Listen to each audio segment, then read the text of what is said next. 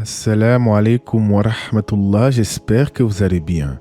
Nous y sommes, nous nous apprêtons à entrer dans un mois béni, Ramadan, le mois de Ramadan.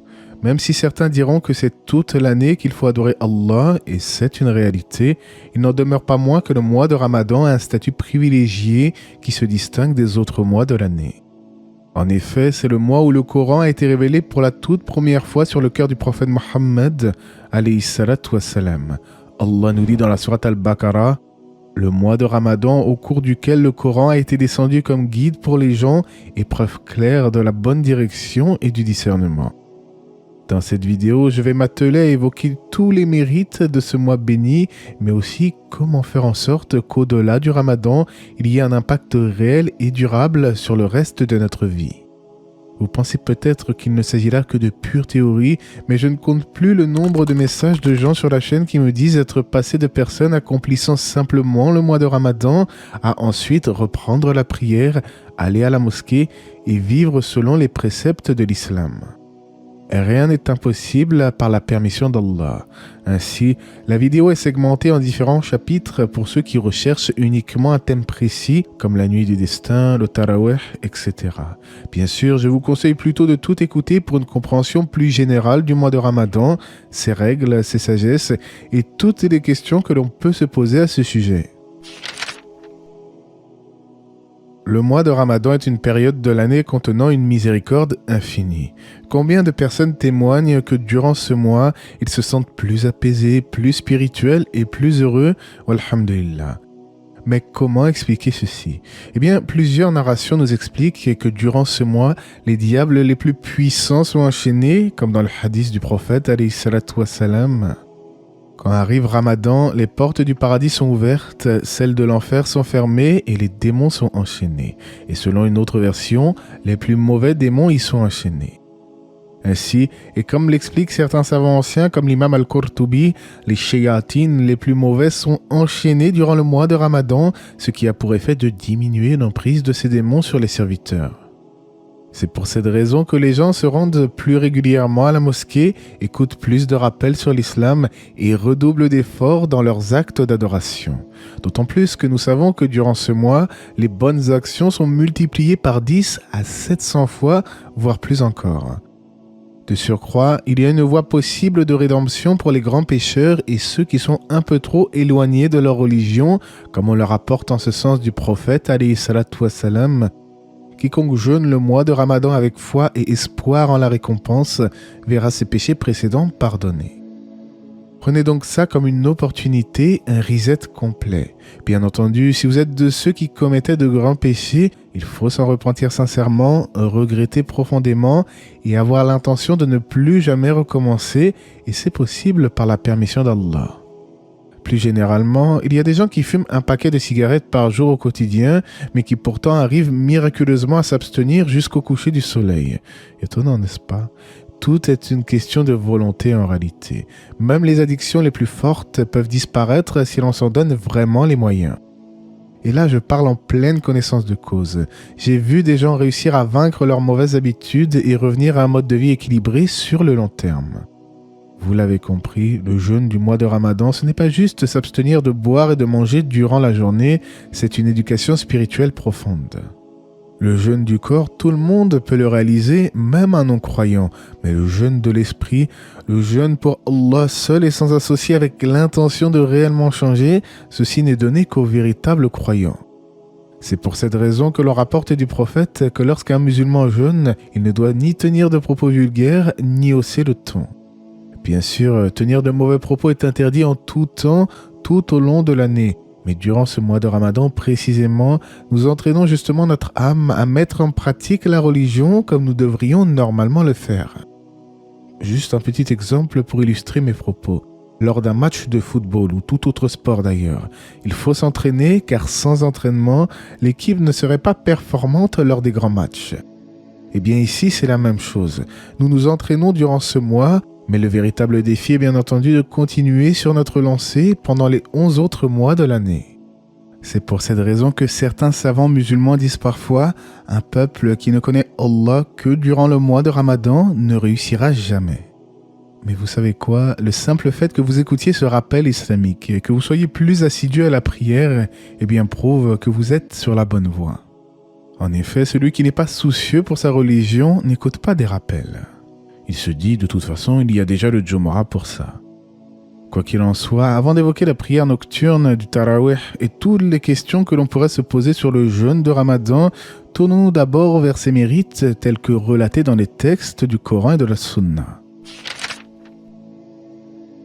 Parmi les mérites du jeûne du Ramadan, il y a le fait que celui-ci nous permet de cultiver la patience, que ce soit en lien avec ce qui est licite ou illicite. En effet, lors du jeûne, le serviteur s'abstient de nourriture, de boissons et de rapports intimes avec son épouse, bien que cela soit permis en islam habituellement. Même si l'intention du jeûne n'est autre que la satisfaction d'Allah seul et sans associé, nous pouvons tout de même méditer en parallèle sur le fait qu'il y a des gens dans le monde qui souffrent de la faim et n'ont même pas de quoi rompre leur jeûne. Ce rappel nous permet de relativiser sur nos épreuves en nous rappelant tous les bienfaits dont Allah nous a comblés. Concernant les interdits, le jeûne nous dissuade de tenir des propos désobligeants voire futiles, car le véritable croyant, c'est celui qui prend la parole uniquement lorsqu'il y a une nécessité. Le jeûne nous facilite également à baisser le regard, comme Allah nous dit dans le Coran, « L'ouïe, la vue et le cœur, sur tout cela en vérité, on sera interrogé. » En effet, nous savons que durant le mois de Ramadan, les hasanats sont décuplés et les mauvaises actions sont également plus graves que durant le reste de l'année. C'est pour cette raison qu'Abu Huraira rapporte du messager d'Allah, celui qui ne délaisse pas les paroles et les actes interdits, Allah n'a aucun besoin qu'il délaisse sa nourriture et sa boisson. Les savants expliquent que cela ne signifie pas forcément que celui qui dit un gros mot ou commet un péché rend caduc son jeûne, mais il n'y a pas de doute par contre que sa récompense sera fortement impactée et qu'Allah nous en préserve. Le jeûneur doit également prendre garde à ne pas répondre à la provocation des autres, car le prophète a exhorté celui qui jeûne à répondre à celui qui le provoque en disant « Je suis en état de jeûne ». Et ceci est un noble comportement qui caractérise le véritable croyant. Et n'est-ce pas qu'Allah nous dit dans son noble livre « La bonne action et la mauvaise ne sont pas pareilles. Repousse le mal par ce qui est meilleur, et voilà que celui avec qui tu avais une animosité devient tel un ami chaleureux. » Il faut savoir également que le jeûne est l'un des actes d'adoration dont la récompense divine est considérable, comme dans le hadith Qudusi où le prophète relate ces propos de son Seigneur. Toutes les actions de l'enfant d'Adam sont pour lui, excepté le jeûne, car il est pour moi, et c'est moi qui le récompense. Shir al-Husaymin commente ce hadith en expliquant qu'Allah a associé sa récompense à lui sans évoquer un chiffre précis, ce qui prouve que la récompense est inestimable. Sans oublier que l'haleine qui émane de la bouche du jeûneur est généralement désagréable, mais une narration prophétique nous enseigne que cette haleine est plus agréable pour Allah que l'odeur du musc. Oui, d'accord, mais tout de même, est-il permis d'utiliser du dentifrice durant notre journée? Ne vous inquiétez pas, nous allons y venir lorsque j'aborderai les questions les plus courantes que l'on se pose concernant le jeûne. Quoi qu'il en soit, et comme relaté dans un hadith authentique, le jeûneur bénéficie d'une double joie vis-à-vis de son jeûne. Lorsqu'il rompt son jeûne, il se réjouit de manger, et lorsqu'il rencontrera son Seigneur, il sera content d'avoir jeûné. En effet, ne nous mentons pas, nous sommes tous très heureux de pouvoir manger après une longue journée de privation, tout en étant reconnaissants envers les bienfaits d'Allah. Et encore, les journées sont plus courtes en comparaison des ramadans des années précédentes, où le maghrib était parfois assez tard. Quant à la joie lorsque l'on rencontre Allah, cela signifie qu'au jour de la résurrection, le serviteur se réjouira de retrouver sa pleine rétribution à ce moment où il aura grand besoin de bonnes actions. Plus encore, on rapporte du prophète que le jeûne intercédera en faveur du serviteur au jour du jugement, de même que pour celui qui aura récité le Coran. Pour la petite histoire et pour ceux qui l'ignoreraient encore, le jeûne n'est pas une nouveauté dans l'histoire car il a toujours été observé par les différentes communautés religieuses et comme Allah nous le dit dans son ultime révélation, « Ô les croyants, on vous a prescrit à Siyam le jeûne comme on l'a prescrit à ceux d'avant vous, ainsi atteindrez-vous la piété. » tous les musulmans s'accordent à reconnaître l'obligation du jeûne du mois de Ramadan. Lorsque le mois de Ramadan est annoncé par les autorités religieuses du pays, chacun doit jeûner et rechercher la satisfaction d'Allah durant ce mois béni, à l'exception bien sûr de ceux qui ne pourraient le supporter, comme la personne malade ou éprouvant une grande difficulté. En effet, il y a un principe coranique, Allah n'impose à aucune âme une charge supérieure à sa capacité. Mais celui qui peut jeûner dès lors qu'il a atteint sa puberté et qu'il est sain d'esprit, il se doit de le faire. Il n'y a aucune divergence sur ce point entre les savants. Quant à celui qui est en voyage, il a le choix entre jeûner ou ne pas jeûner, car Allah nous dit clairement dans son livre « Et quiconque est malade ou en voyage alors qu'il jeûne un nombre égal d'autres jours ». Néanmoins, attention, il y a parfois des petits malins qui pensent pouvoir jouer avec la religion en organisant un voyage en plein mois de Ramadan uniquement pour se soustraire de l'obligation religieuse. Comme l'expliquent les savants musulmans, un voyage avec une telle intention corrompue ne dispense pas la personne de rompre son jeûne, car elle aura cherché à ruser avec Allah et qu'Allah nous préserve de tels comportements. Malgré tout, même pour une personne qui voyage naturellement, elle a tout de même le choix de jeûner ou non, et c'est ainsi qu'à l'époque du prophète, les compagnons ne jugeaient pas ceux qui rompaient leur jeûne et vice-versa. Selon Abu Saïd al-Khudri, les compagnons jeûnaient s'ils estimaient qu'ils en avaient la force et mangeaient s'ils se sentaient affaiblis.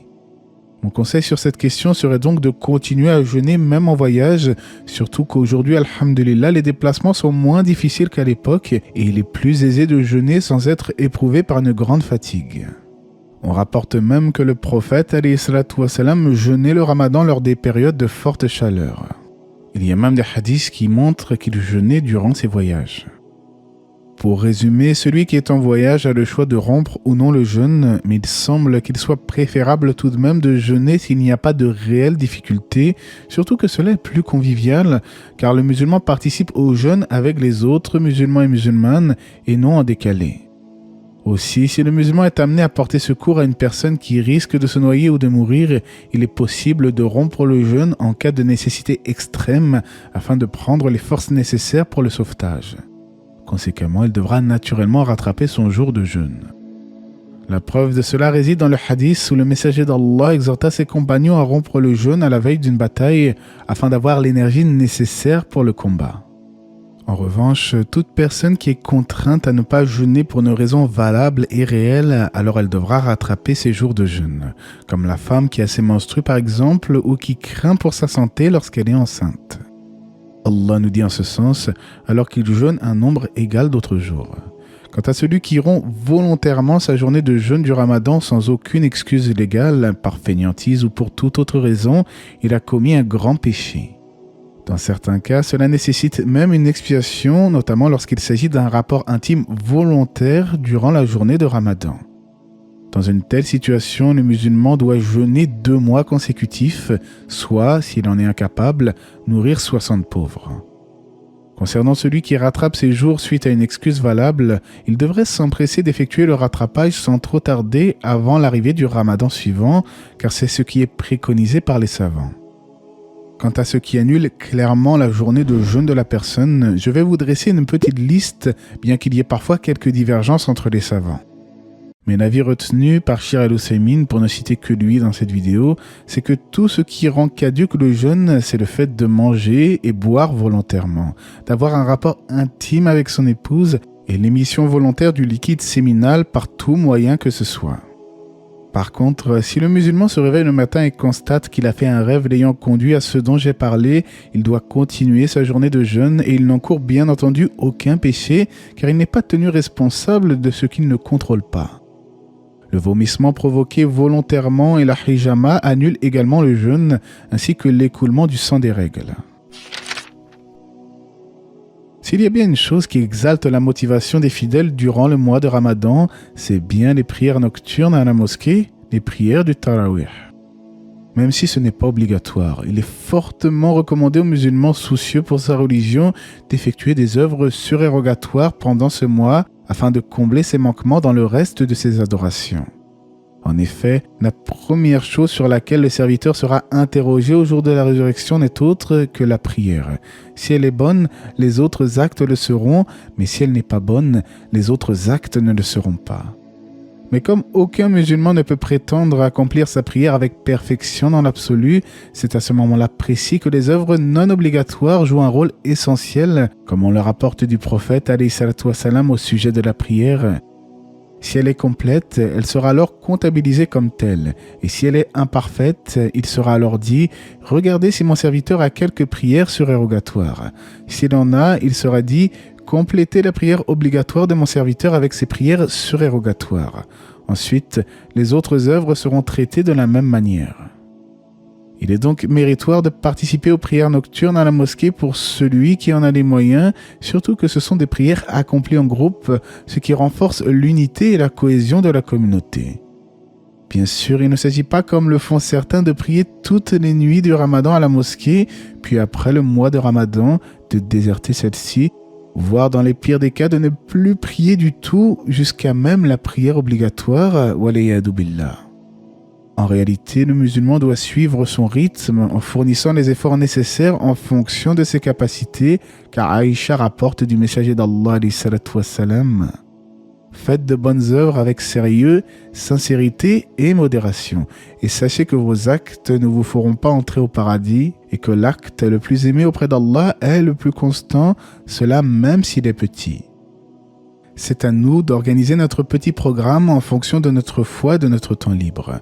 Si tu n'arrives pas à faire tout le tarawih avec les musulmans à la mosquée, essaye au moins de faire 6 unités, sinon 4, voire même 2 au minimum.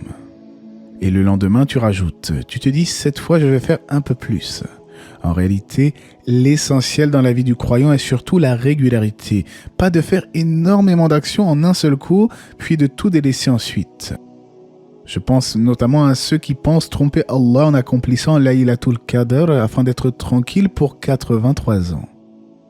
Étrange comme compréhension des choses. Mais en effet, il existe bel et bien une nuit très particulière nommée la nuit des destins.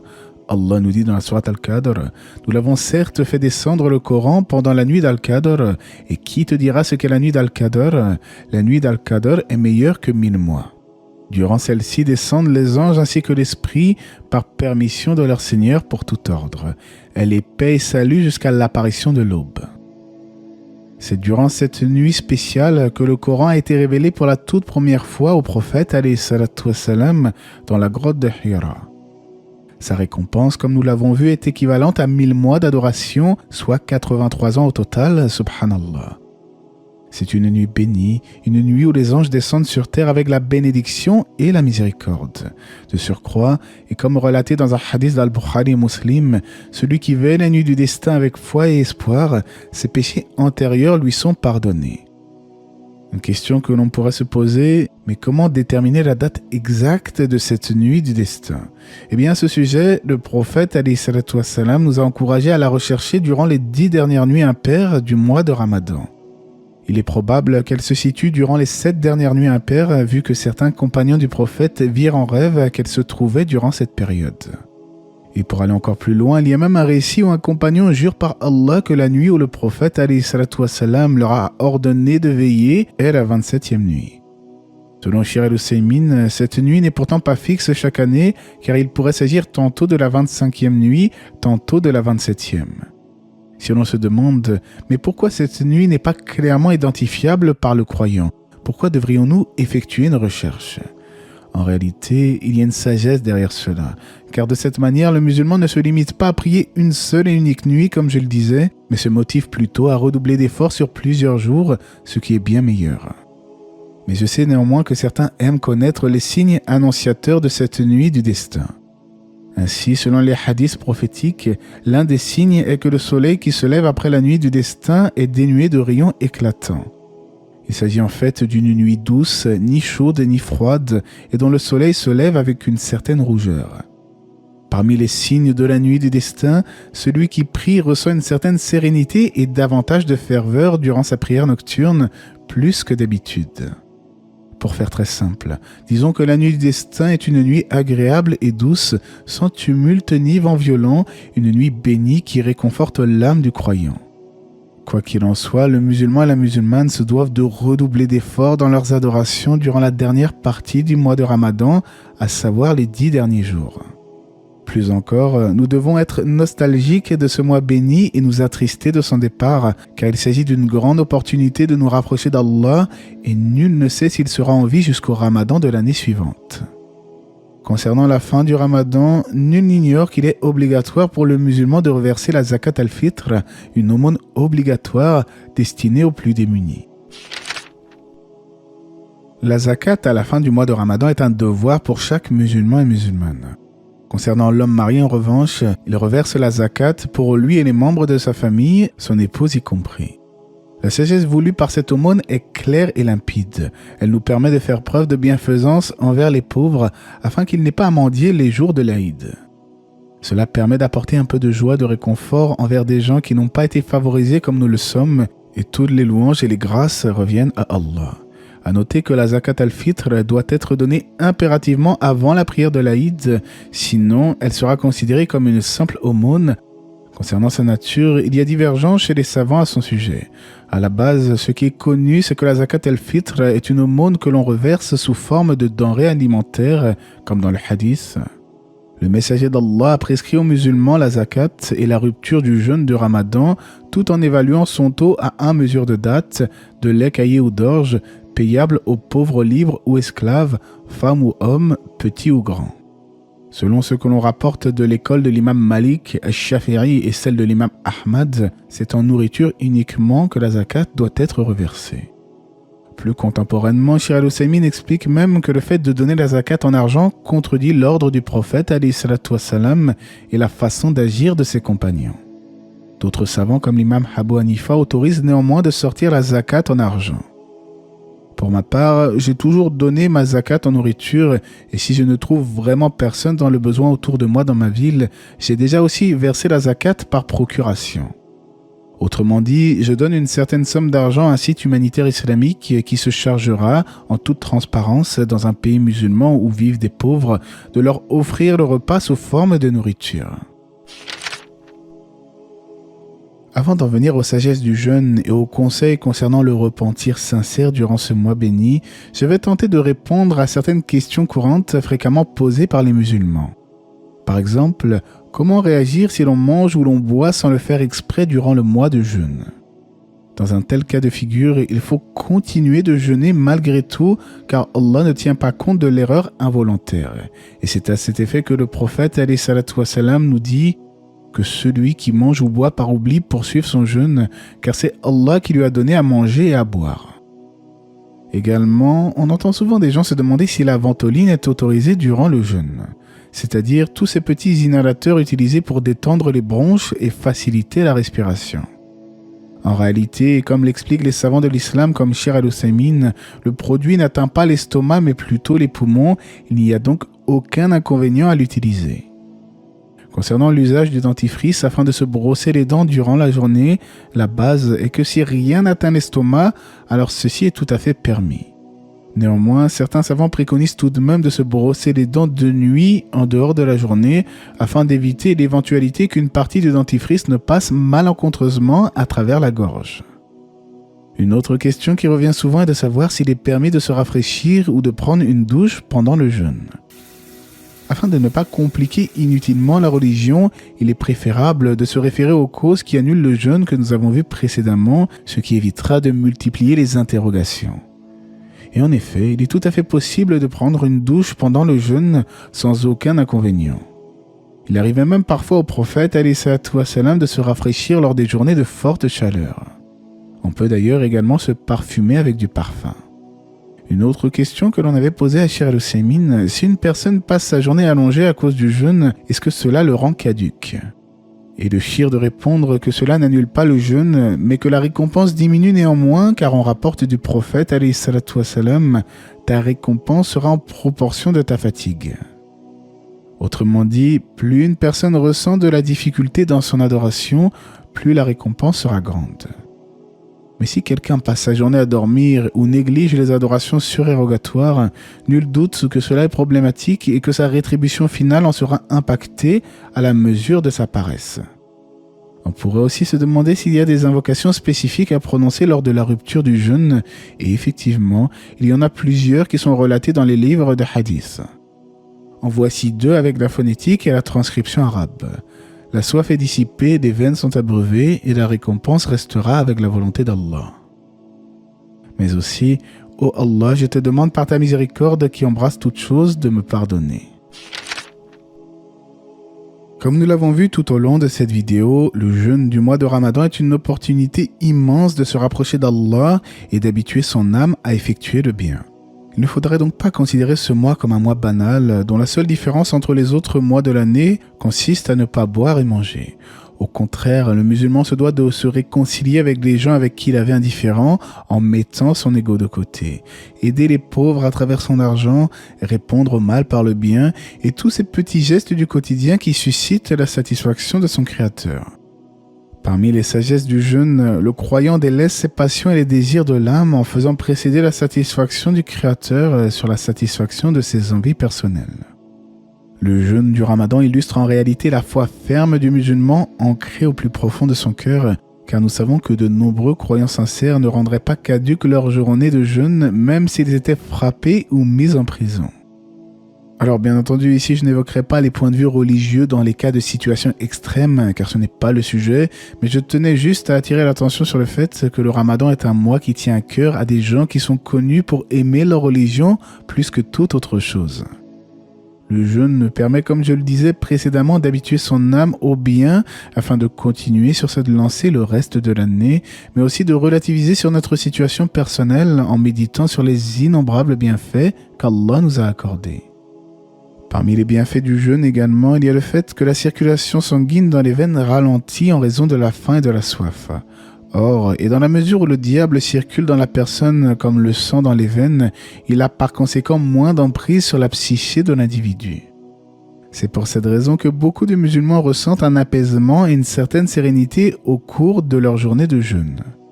De surcroît, durant le Ramadan, les diables les plus puissants sont maîtrisés et les waswas s'en trouvent diminués.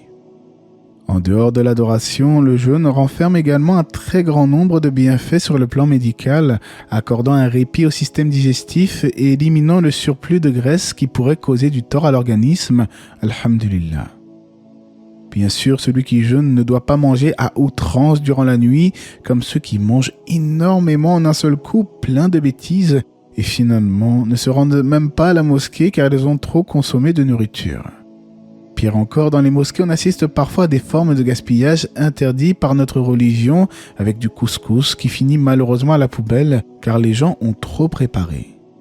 Or, Allah nous dit dans le sens du verset « Car les gaspilleurs sont les frères des diables et le diable est très ingrat envers son Seigneur. » Au contraire, il faut cuisiner et manger avec une juste mesure comme le prophète alayhi salatu wassalam avait l'habitude de le faire, notamment lorsqu'il recommanda de laisser un tiers de l'estomac pour la boisson, un tiers pour la nourriture et un tiers pour la respiration.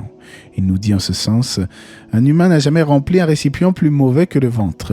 Il suffit au fils d'Adam de quelques bouchées afin qu'il tienne son dos droit, et s'il ne peut se contenter de cela, alors le tiers pour la nourriture, le tiers pour sa boisson et le tiers pour sa respiration. Et Allah nous incite dans le Coran à plusieurs reprises à ne pas tomber dans l'excès. Et mangez, buvez et ne commettez pas d'excès, car Allah, n'aime pas ceux qui commettent des excès. Le mieux pour le musulman est d'adopter une alimentation équilibrée comme tout au long de l'année et de veiller à ne surtout pas négliger le repas du matin avant la prière du Fajr. Ce repas est essentiel car il permet d'apporter à l'organisme l'énergie nécessaire pour tenir la journée de jeûne dans de bonnes conditions tout en limitant la fatigue et la déshydratation. Pour rompre le jeûne, quelques dates suffisent accompagnées d'eau ou de lait.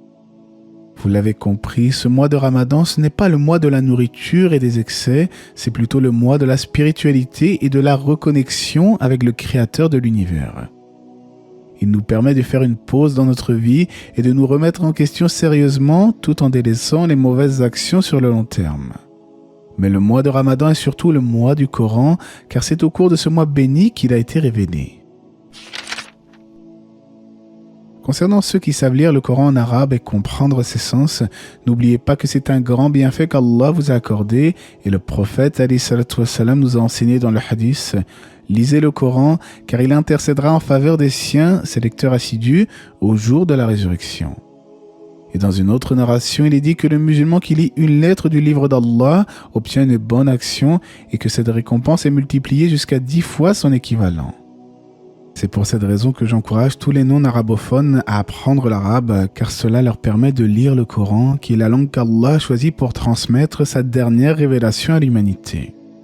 Néanmoins, pas de panique pour ceux qui ne maîtrisent pas encore l'arabe, la récompense n'est pas inexistante. En effet, il y a au moins les hasanat liés à la réflexion et au désir de comprendre le sens des versets. Car oui, la méditation sur le sens voulu par le Coran est récompensée en islam. La méditation sur la création et sur le Coran en particulier est une grande adoration. Pour résumer, oui, nous sommes tout de même récompensés si nous lisons une traduction du Coran, mais pas autant qu'avec la langue arabe. C'est pour ceci qu'on dit souvent que le Coran en français ne remplace pas le mushaf. Ce n'est pas réellement le Coran, mais plutôt une traduction du sens de ces versets. Aussi, il y a parfois des gens qui sont gênés quant au fait de ne pas avoir mémorisé beaucoup de sourates.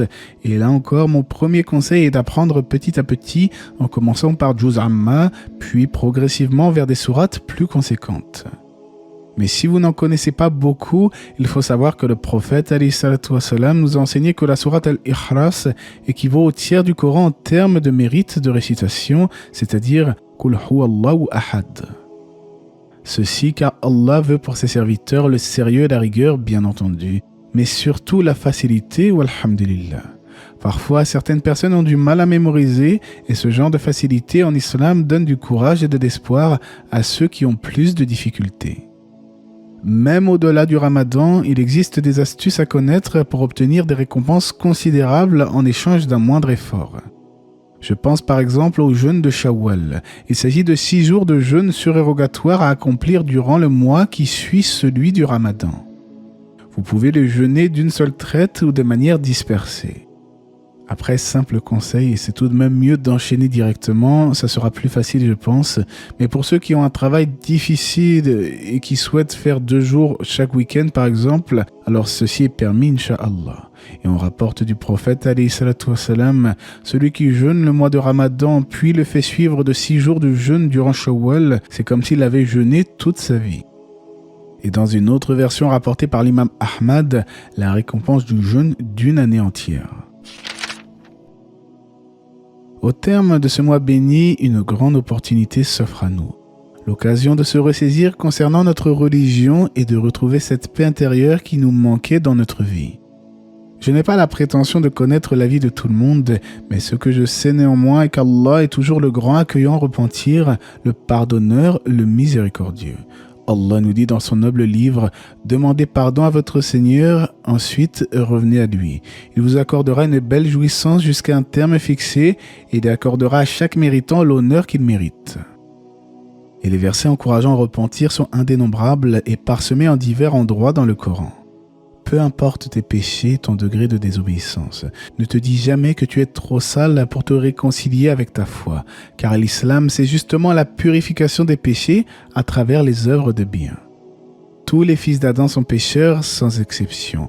Mais le meilleur des pécheurs, c'est celui qui se repent, comme nous l'a appris Rasulullah alayhi salatu wassalam. Même le prophète, la meilleure des créatures que n'ait porté cette terre, disait « Ô vous les gens, repentez-vous à Allah et implorez son pardon. Par Allah, je me repens 100 fois par jour. » Mais alors, comment se repentir d'un péché ? Eh bien, comme je le disais, c'est très simple. Il suffit de regretter et d'émettre l'intention ferme de ne plus jamais recommencer sa désobéissance et bien sûr d'agir en ce sens en demandant pardon au Créateur. Et Allah pardonne absolument tous les péchés à condition que le repentir soit sincère. En réalité, le véritable croyant est celui qui ne fait pas de cette vie une fin en soi, mais qui la considère selon sa réalité intrinsèque. Elle n'est qu'un lieu de passage, une transition entre cette vie courte et périssable et la vie de l'au-delà, qui, elle, est éternelle. Mais vous préférez plutôt la vie présente, alors que l'au-delà est meilleur et plus durable. En définitive, le mois de Ramadan ne survient qu'une fois dans l'année. Il est de notre devoir d'accueillir cette occasion à bras ouverts en tirant véritablement profit de cet immense bienfait. Si nous profitons de ce mois pour nous rapprocher d'Allah et mettre en place une organisation de vie basée sur ce qu'Allah aime et agrée, alors toutes les louanges reviennent à notre Seigneur. Mais dans le cas contraire, il se peut que ce mois soit un témoin contre nous au jour de la résurrection si nous négligeons les œuvres de bien. À la fin du mois de Ramadan, les serviteurs d'Allah s'attristent du départ de ce mois et se rendent à la mosquée pour la prière de l'Aïd, afin de se retrouver côte à côte pour glorifier et remercier celui qui nous a octroyé toutes sortes de bienfaits. Il est d'ailleurs recommandé selon la sunna de se rendre à la mosquée à pied pour celui qui en a les moyens et de manger quelques dattes avant de partir. En effet, le prophète alayhi salatu wassalam avait l'habitude de faire cela et lorsqu'il revenait de la mosquée, il prenait soin d'emprunter un chemin différent de celui qu'il avait pris à l'aller. En ce jour de fête, il est également recommandé de s'offrir des cadeaux, de s'habiller avec ses plus beaux vêtements et de se parfumer pour l'homme musulman. Le croyant et la croyante doivent accomplir la prière avec humilité et recueillement, multiplier les invocations et demander à Allah d'accepter nos œuvres. En voyant ce grand rassemblement à la mosquée, nous pouvons aussi nous rappeler qu'un jour, nous nous présenterons devant Allah pour un rassemblement encore plus grand, celui du jour de la résurrection. Ainsi, le croyant se rappelle la grâce d'Allah qui lui a permis de vivre jusqu'à ce mois et de pouvoir prier, jeûner et adorer son Créateur comme il se doit. Et il continue sur cette voie sans jamais se décourager, comme Allah nous le dit, et adore ton Seigneur jusqu'à ce que te vienne la certitude, c'est-à-dire la mort. Je demande donc à Allah que ce mois soit le mois du changement pour tous les musulmans, et moi y compris. Qu'Allah nous guide sur le bon chemin. Qu'Allah nous assiste et nous fasse mourir en pleine soumission. Qu'Allah nous accorde le délaissement des péchés de l'âme et nous oriente vers les moralités les plus sublimes et les œuvres les plus pures. Et à lui revient la connaissance pure et parfaite. J'espère que ce rappel vous aura été profitable et que la paix et les bénédictions d'Allah soient sur le prophète, sa famille et ses compagnons.